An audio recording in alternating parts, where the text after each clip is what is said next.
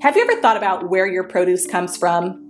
Most grocery chains receive produce from various local and national farmers. In fact, there are about 3.4 million farmers in the United States today. But of that staggering number, only 45,000 are Black farmers. At the Better Buggy, we are a proud group of Atlanta-based Black-owned farmers, selling produce locally and nationwide. Our easy-to-navigate online platform makes it easy for you to make a one-time purchase or to simplify your life by subscribing to our weekly produce box. Whichever frequency you choose, you can order with confidence, knowing you'll receive 100% organic farm-fresh produce. If you're looking for a thoughtful gift for a loved one that they'd actually find useful, be sure to pop by our online store where you can snag a gift card your recipient can use to order their own produce and t-shirts. Ready to start supporting local Black-owned farms and making healthier food decisions? Visit thebetterbuggy.com now to start shopping.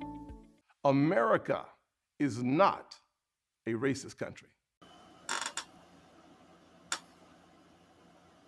Ladies and gentlemen, these three Black men were recently handcuffed for looking at a home.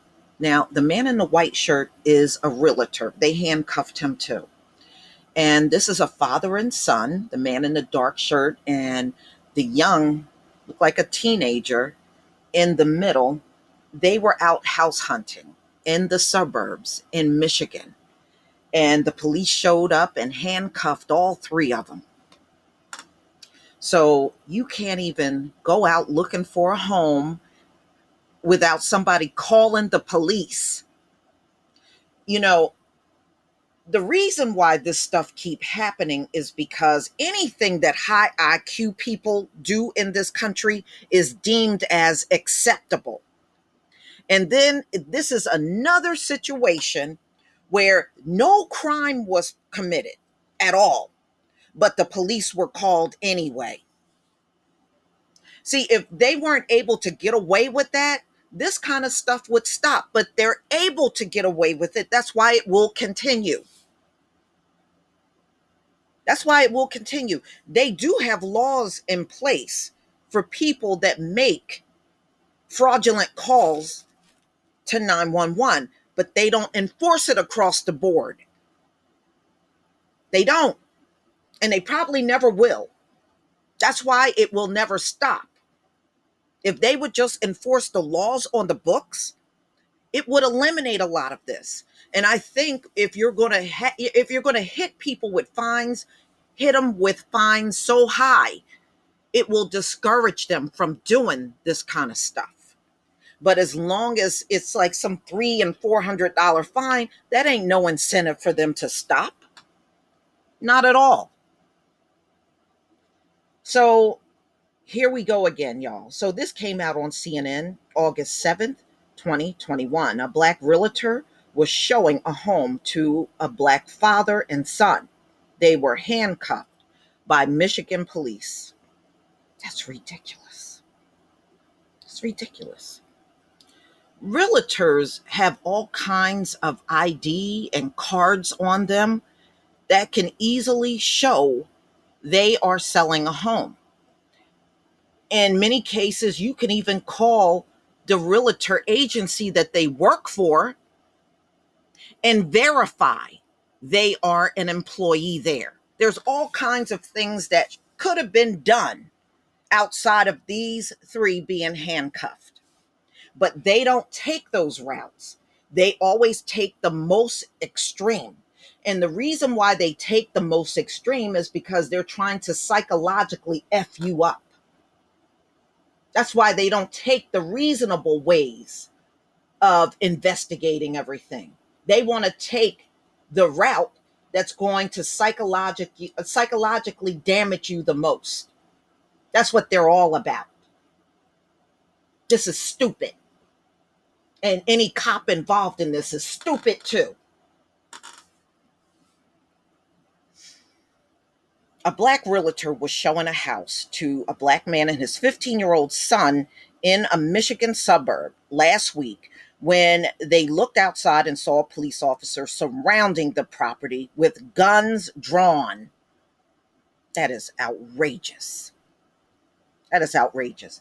Now, I know a lot of people will be like, oh, well, you should be living around your own. Technically, we should be able to live anywhere we want in America. And these folks that are doing this, they should be punished. The ones that are making these bogus phone calls, they're the ones that should be punished. And in many cases, y'all, they lie on these phone calls. Hold on one second. Okay. In many cases, they lie on these phone calls, y'all.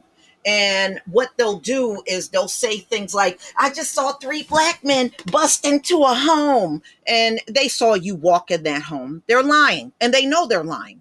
But in America, they let those kind of folks get away with making these bogus calls and going all extreme. Oh my God, they look so violent walking in. Oh, I think they busted in the home. They're trying to rob the home. And they know they didn't see all that stuff. They know they didn't see that. Wow. All right, let's move on, y'all. I knew once they surrounded the home, they were prepared for a standoff. The father, Roy Thorne, told CNN Don Lemon Friday. And so my instincts told me we need to get out of here. We need to get where they can see that we're not a threat. You shouldn't have to do all of that. You shouldn't have to do all of that, y'all. Nobody should have to do that. This is just BS. It really is. Nobody should have to do that. Okay. The realtor, Eric Brown, he's the one in the white shirt, was giving Thorne and his son, Samuel, a tour of the home in the community of Wyoming, just outside of Grand Rapids, after scheduling a visit online the day before. All 3 eventually were released without incident. They should not have been handcuffed. They shouldn't have been handcuffed. No, this ain't justifiable. No, it isn't. Because some of them will sit in the car. Well, I understand why it happened. I don't. I don't understand why it happened, and it shouldn't have happened. Get out of here. Like everything they do is justifiable. No, everything you do is effed up, and you try to justify it. Don't get it twisted.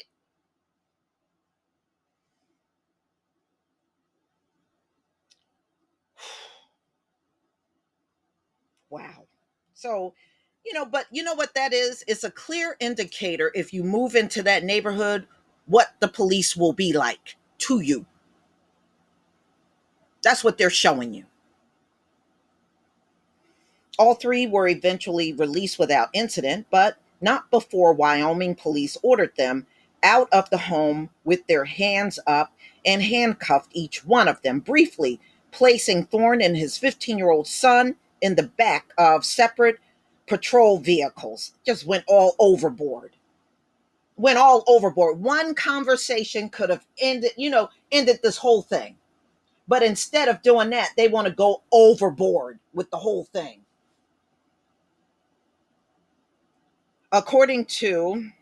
This was according to the police. So they put them in separate vehicles. I was worried, Thorne said, but I was just more concerned about getting my son out of that situation and getting us out of there. He asked if he felt they have been racially profiled, Brown said. In the moment, it certainly felt that way. He found it difficult to justify the level of force used, he said, describing it as a tactical response.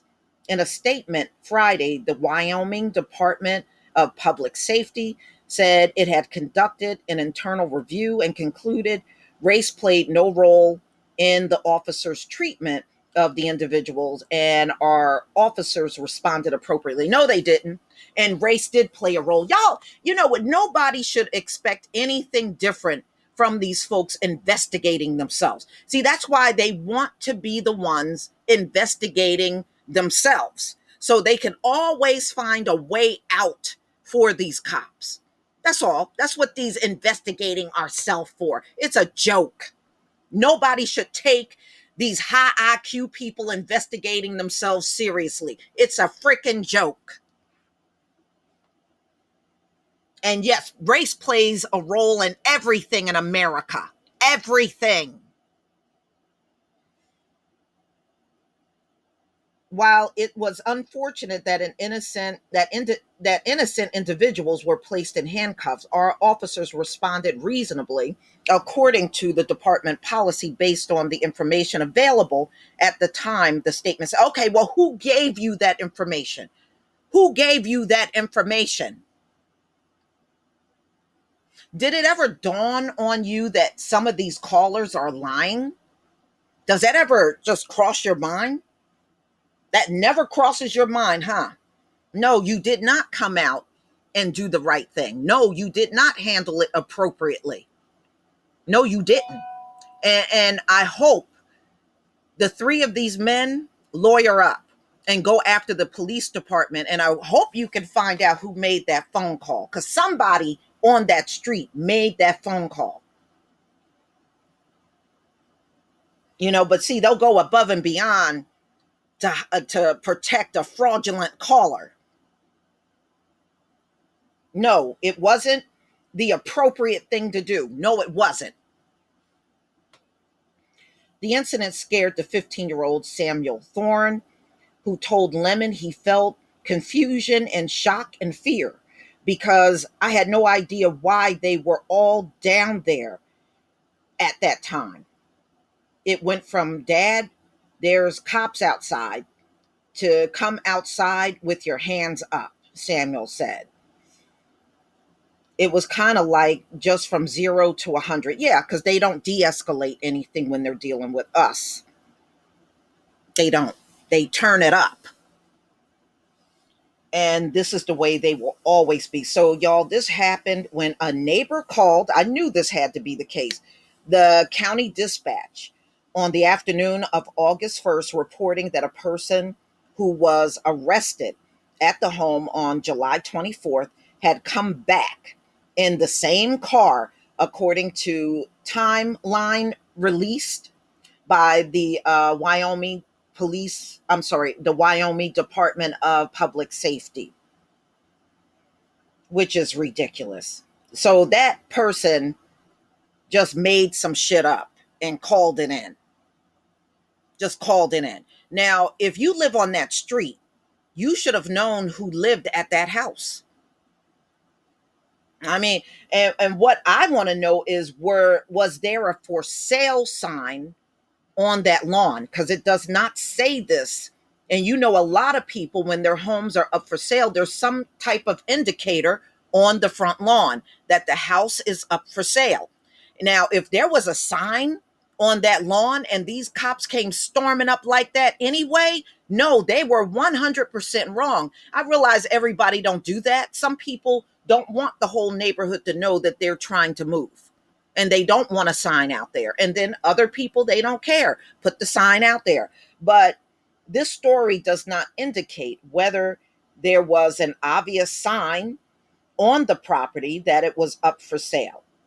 So I don't accept what they said as their excuse. I think there were many ways this could have been resolved without people being handcuffed and placed in the back of patrol cars. Y'all tell me what you think. Please leave your comment and subscribe. Don't forget to hit on the notification bell, and I'll see you on the next video.